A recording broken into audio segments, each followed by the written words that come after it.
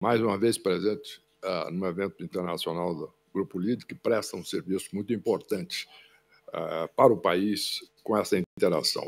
O Mesquita fez uma avaliação completa, muito boa, da situação hoje, como está evoluindo o mercado de crédito.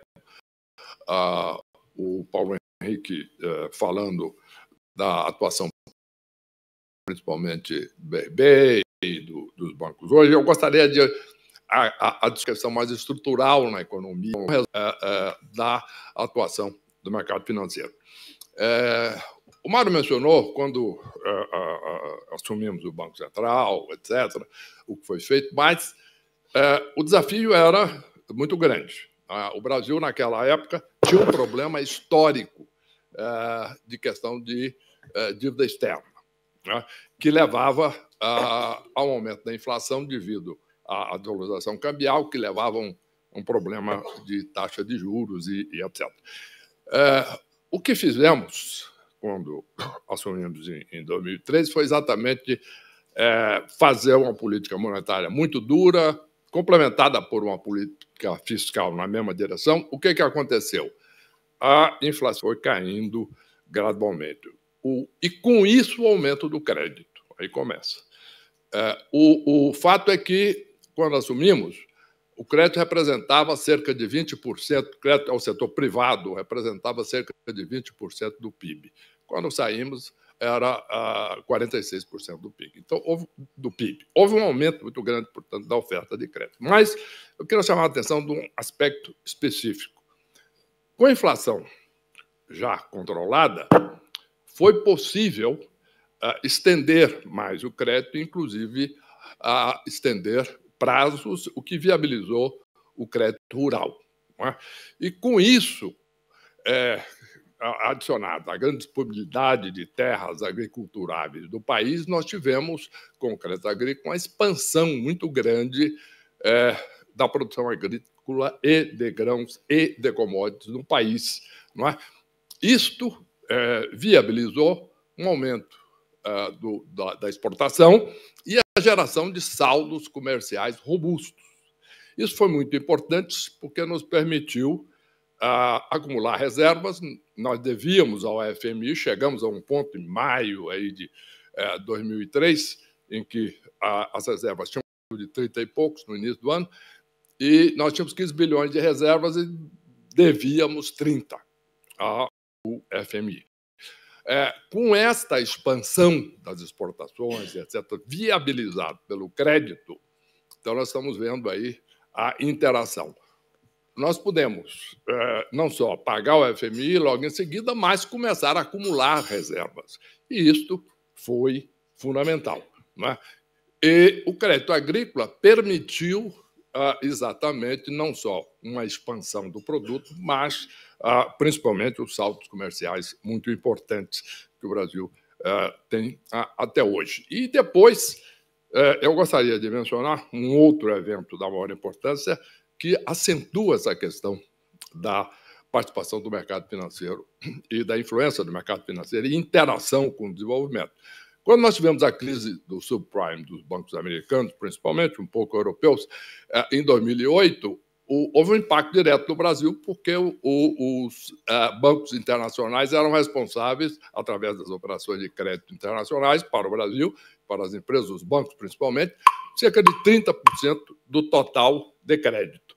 Houve um corte abrupto e o país entrou em recessão em novembro de 2008. Mas, como tínhamos reservas, como a economia estava estabilizada, nós pudemos, então, usar as reservas, usar, inclusive, o mercado de derivativos, etc., para controlar exatamente da crise de 2008. Por exemplo, naquela época já tínhamos mais de 200 bilhões de dólares de reserva. Pudemos fazer, por exemplo, emprestar dinheiro aos bancos para substituir os bancos internacionais, isso viabilizando o repasse para bancos e empresas nacionais. Por outro lado, apareceu um problema, aí, de novo, o mercado financeiro operando nas duas direções, ou bem usado ou mal usado. Muitas empresas tinham apostado que o dólar ia cair no mercado futuro e estavam tendo prejuízos importantes, porque a crise levou a um aumento exatamente da taxa cambial. O que aconteceu aí? Né? Efeitos de mercado normais. O Banco Central, ao invés de tentar controlar, como outros países, regulando ou segurando, não. O Banco Central simplesmente pôde usar o que tinha, que era reservas internacionais como base, não só para emprestar para o banco, mas também no mercado de derivativos. Um dia, o mercado em crise, etc., por conta das operações de derivativos das empresas que estavam short, isto é, tinham vendido o dólar futuro e o dólar estava subindo, o que aconteceu? Pudemos chegar, chamar uma entrevista coletiva e dizer vamos vender dólares hoje no mercado. Futuro, dólar futuro sintético. O jornalista perguntou, até quanto for necessário? Isso significa o quê? Eu falei, algo como 50 bilhões de dólares hoje. Muito bem. Evidentemente, desmontou o mercado. Tá certo? E o Brasil saiu da crise. Fomos aplaudidos quando chegamos para a reunião dos banqueiros centrais na Basileia, já em janeiro, porque o Brasil tinha sido o país que saiu da crise mais rapidamente. Nós estamos falando aqui de questão da interação das operações financeiras e do crescimento econômico, seja de longo prazo, seja de curto prazo. Né? Então, o que aconteceu nesse momento? O Brasil voltou a crescer normalmente, sem grandes crises nesse aspecto, porque o Brasil mostrou que tinha estrutura, tinha reservas, etc. E isso foi absolutamente fundamental para o crescimento econômico daí para frente. Já foi mencionado também aqui, Paulo Henrique mencionou algumas operações específicas, de fato, olhando à frente agora, né, com toda essa experiência passada, o mercado financeiro pode, sim, ter um papel crucial, muito importante agora, no desenvolvimento da inteligência artificial, etc., nas necessidades mais específicas de financiamento daqui para frente. Né? Foi mencionado o que já está feito, e aí é mais uma da época do governo do presidente Temer, que foi a aprovação da lei que permitiu o PIX, que permitiu o Open Finance, troca de informação entre instituições financeiras e etc. Tudo isso modernizou o mercado. O mercado brasileiro hoje tem um número de brasileiros, né, perto de 100 milhões, que usam o PIX e que estavam praticamente fora do mercado financeiro, a maioria, porque a maior parte das operações foi menor do que R$40. Então, isso mostra o efeito, uma inclusão das pessoas, inclusive de baixa renda, no mercado financeiro e mostra também o papel que isso está desempenhando no crescimento. Não é? O Mário mencionou este quadro atual de prazo, o crescimento do crédito, etc.